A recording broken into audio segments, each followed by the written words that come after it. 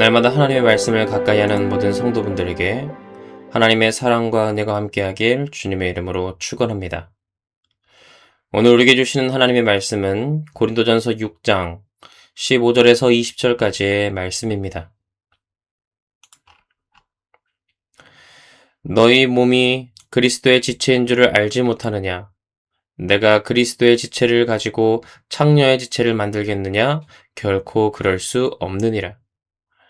창녀와 합하는 자는 그와 한 몸인 줄을 알지 못하느냐? 일러스되 둘이 한 육체가 된다 하셨나니 주와 합하는 자는 한 영이니라. 음행을 피하라. 사람이 범하는 죄마다 몸 밖에 있거니와 음행하는 자는 자기 몸의 죄를 범하느니라. 너희 몸은 너희가 하나님께로부터 받은 바 너희 가운데 계신 성령의 전인 줄을 알지 못하느냐? 너희는 너희 자신의 것이 아니라 값으로 산 것이 되었으니 그런즉 너희 몸으로 하나님께 영광을 돌리라. 아멘. 지난 시간 우리는 그리스도인의 자유가 하고 싶은 것을 모두 하는 자유가 아니라 어떤 욕망에도 지배당하지 않을 자유라는 말씀을 함께 나누었습니다.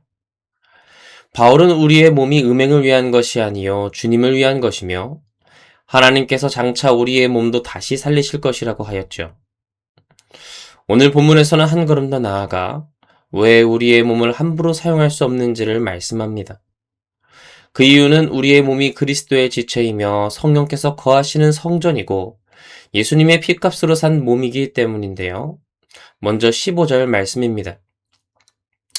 너희 몸이 그리스도의 지체인 줄을 알지 못하느냐? 바울은 고린도 교회에 계속해서 같은 질문을 합니다. 너희가 알지 못하느냐? 고린도 교인들은 지식을 자랑했습니다. 많이 알고 있다고 생각했고요. 그런데 정작 가장 중요한 사실을 잊고 있었습니다. 자신의 몸이 누구에게 속해 있는가 하는 것입니다. 그래서 바울은 말합니다. 너희 몸은 그리스도의 지체다. 우리는 보통 신앙을 마음의 문제라고 생각하기 쉽습니다. 마음으로 예수님을 믿고 영혼이 하나님께 속하면 몸은 내가 원하는 대로 사용해도 된다고 생각할 수 있는 것이지요. 당시 고린도 교회 성도들 가운데도 그런 생각이 있었습니다. 몸은 결국 사라질 것이고 영혼이 더 중요하니 몸으로 무엇을 하는지가 그렇게 중요하지 않다고 여겼던 것이지요. 그러나 바울은 정반대로 말합니다. 너희 몸은 그리스도의 지체다. 예수님을 믿는다는 것은 내 마음 한 부분에 예수님을 모셔놓는 것이 아닙니다. 내 삶 전체가 그리스도께 속하게 되는 것이지요. 내 생각도 주님의 것이고 내 시간도 주님의 것이며 내가 가진 것 역시 주님의 것입니다. 내 몸도 주님의 것입니다. 그래서 바울은 이어서 아주 강하게 묻고 있지요. 내가 그리스도의 지체를 가지고 창녀의 지체를 만들겠느냐? 결코 그럴 수 없느니라. 음행이 왜 심각한 죄입니까? 단지 사회적으로 좋지 않게 보이기 때문이 아닙니다. 그리스도께 속한 몸을 죄에 내어주는 일이기 때문이지요. 그래서 16절에서 바울은 창세기의 말씀을 인용합니다. 둘이 한 육체가 된다. 성적인 관계는 단순한 신체적인 행동이 아닙니다. 사람과 사람이 깊이 결합하는 행위이지요. 그러므로 성경은 성을 가볍게 다루지 않습니다. 하나님께서 성을 나쁜 것으로 만드셨기 때문이 아닙니다. 오히려 너무 귀한 것이기 때문입니다. 하나님께서 결혼이라는 언약 안에서 두 사람이 서로를 온전히 내어주고 하나가 되도록 주신 선물이기 때문에 그것을 욕망을 충족시키는 수단으로만 사용해서는 안 됩니다. 그리고 17절에서 바울은 말합니다. 주와 합하는 자는 한 영이니라. 성도의 가장 깊은 연합은 그리스도와의 연합입니다. 예수님을 믿고 그리스도인이 된 사람은 더 이상 혼자 사는 사람이 아니지요. 예수님을 영접한 우리는 이제 그리스도께 속했고 그리스도와 연합된 사람입니다. 그러므로 성도는 이제 내 몸인데 내가 알아서 하면 안 되나? 라고 말해서는 안 되는 것이지요. 사랑하는 성도 여러분, 우리의 모두의 몸은 그리스도의 지체입니다. 그래서 우리 삶에서 몸으로 행하는 모든 일도 신앙과 연관되어 있습니다. 내 몸을 어떻게 사용하느냐가 곧 내가 누구를 믿고 누구에게 속해 있는가를 보여주지요. 이어지는 18절 말씀을 보면요. 바울은 음행을 피하라 라고 말합니다. 여기서 눈여겨볼 점은 바울이 음행과 싸우라고 하지 않았다는 겁니다. 음행을 피하라고 합니다. 이 표현이 아주 중요한데요. 어떤 유혹은 가까이 두고 이겨보겠다고 하는 것보다 그 유혹을 애초에 멀리 피하는 것이 지혜입니다. 굳이 내가 유혹 앞에서 얼마나 강한지를 시험할 필요가 없는 것이지요. 넘어질 가능성이 조금이라도 있는 곳이라면 애초에 그 유혹과 거리를 두는 것이 믿음입니다. 성적인 유혹도 그렇습니다. 볼 필요가 없는 것은 보지 않는 것이 좋습니다. 계속 나의 마음을 흔드는 관계가 있다면 거리를 둘 필요가 있지요. 은밀한 대화를 계속하면서 나는 넘어지지 않을 것이라고 자신할 이유가 없습니다. 유혹을 피하는 것은 비겁함이 아니요 자신의 연약함을 아는 지혜이기 때문이지요. 요셉이 보디발의 아내의 유혹 앞에서 한 일이 무엇입니까? 그 유혹을 이겨보겠다고 논쟁하지 않았습니다. 그 즉시 그 자리에서 도망쳤습니다. 때로 믿음은 끝까지 버티는 것이 아니라 먼저 피하는 것입니다. 그리고 바울은 이어서 말합니다. 사람이 범하는 죄마다 몸 밖에 있거니와 음행하는 자는 자기 몸의 죄를 범하느니라. 이 말씀은 성적인 죄만 특별히 용서받을 수 없는 죄라는 뜻이 아닙니다. 또한 음행을 제외한 다른 모든 죄는 몸과 아무 상관이 없다는 뜻으로 단순히 이해할 필요도 없지요. 바울은 지금 음행이 사람의 몸과 갖는 특별히 깊은 관계를 강조하고 있는 것입니다. 음행은 자기 몸을 그릇된 결합에 내어주는 죄입니다. 그런 의미에서 자기 몸 자체를 죄 가운데 끌어들이는 심각성이 있다는 것입니다. 그런데 이 말씀을 들으면서 과거의 실패 때문에 무거운 마음이 드는 분도 있을 수 있습니다. 성적인 죄는 사람에게 깊은 상처와 후회를 남기기도 합니다. 나는 이미 몸을 더럽혔는데 어떻게 하지? 하나님께서 나를 다시는 깨끗하게 보시지 않을 거야 라는 죄책감이 사로잡힐 수 있지요. 그러나 고린도전서 6장의 말씀을 여기까지만 읽어서는 안 됩니다. 바로 앞서 우리가 나눴던 말씀에서 바울은 무엇이라고 했습니까? 너희가 씻음과 거룩함과 의롭다 하심을 받았느니라 선포했지요. 고린도 교회 안에도 과거의 음행 가운데 살던 사람들이 있었습니다. 그러나 그리스도께서 그들을 씻어주셨습니다.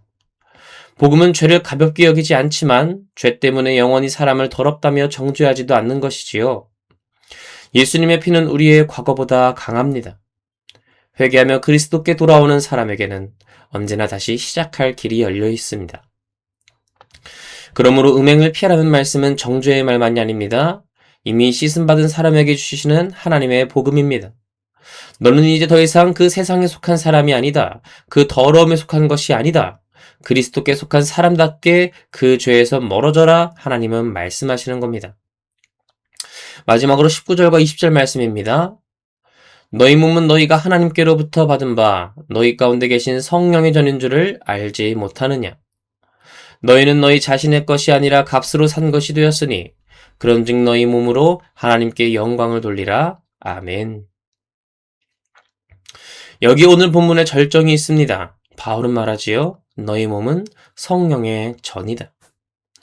구약에서 성전은 하나님께서 임재하시는 거룩한 곳이었습니다. 우리는 아무 장소나 성전이라고 부르지 않습니다. 하나님께서 임재하시는 거룩한 곳만을 성전이라고 말하지요. 그런데 바울은 이제 성도들에게 말합니다. 너희 몸이 성령의 전이다.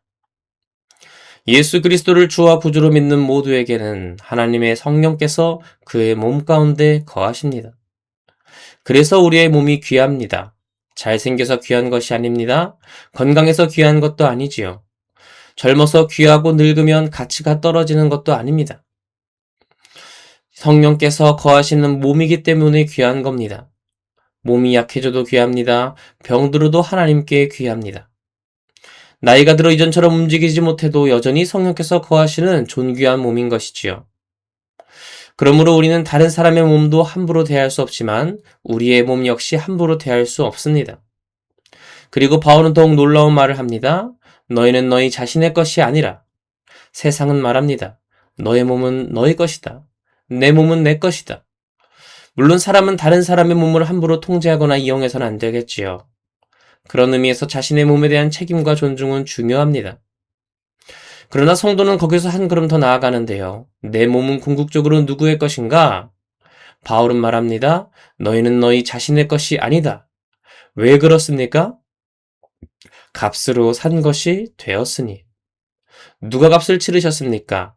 바로 예수 그리스도께서 치르셨습니다.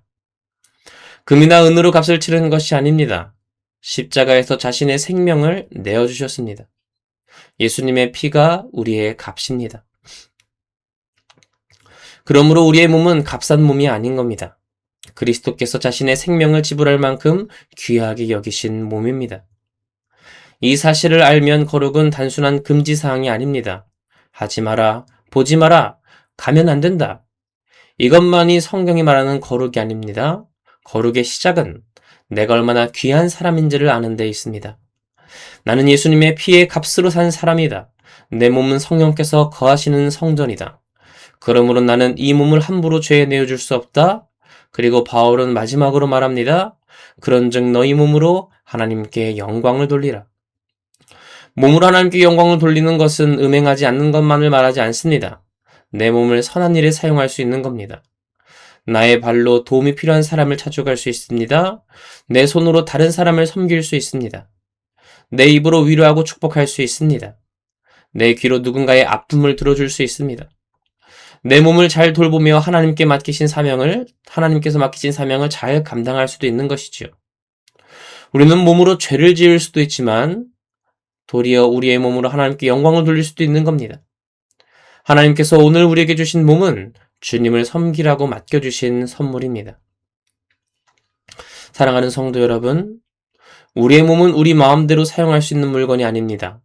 그리스도의 지체이고 성령께서 거하시는 성전이며 예수님의 피의 값으로 산 몸입니다. 예수님께서는 우리 몸을 정죄하고 버리기 위해 십자가에 달리신 것이 아니라 우리 전체를 다시 하나님의 것으로 회복시키시기 위해 자신의 몸을 내어주셨습니다.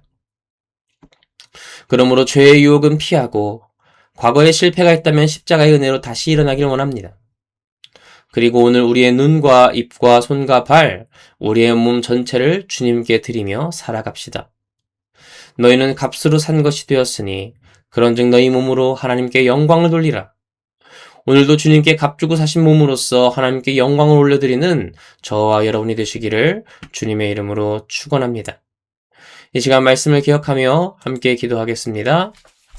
할렐루야, 은혜와 사랑이 많으신 주님, 오늘도 복된 이 새벽을 허락하시고 은혜 가운데 나오게 하시니 감사드립니다. 하나님, 이 시간 우리를 예수 그리스도의 보혈로 값을 주고 사신 하나님께 내어드리길 원합니다.